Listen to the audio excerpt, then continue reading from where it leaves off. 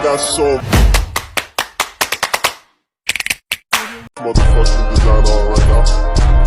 Bring it down, bring it down, bring it down. I got 3 old guys. A few moments later.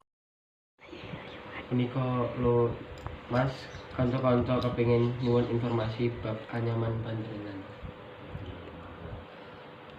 Produksi punika dipun paringi nami punapa, Mas?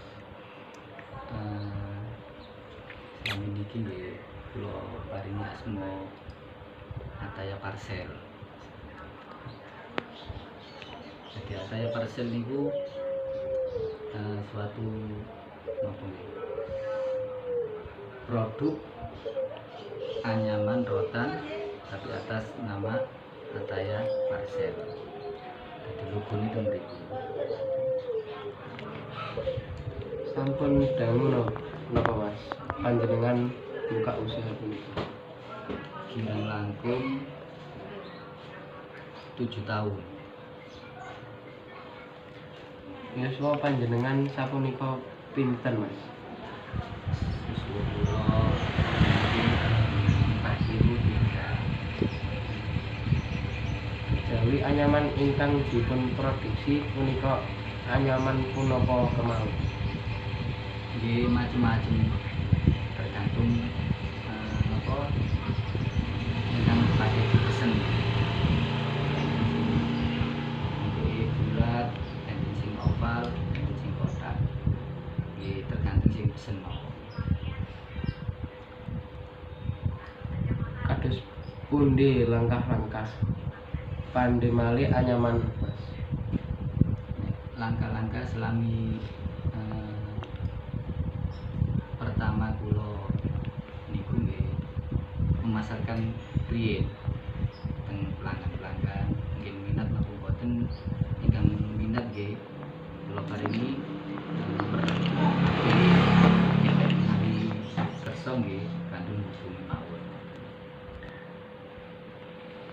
Punapa kemawon raos anyaman produk panjenengan, Mas?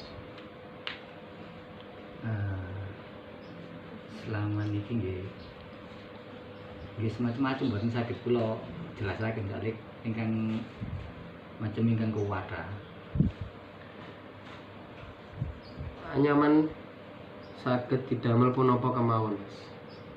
Nggih niku wau bangsul malih nggih tergantung ingkang sing badhe tumbas modelnya ngeten kados ngeten ukurannya sak menten tingginya sak menten nah niku biasanya saking kedah sing pesen.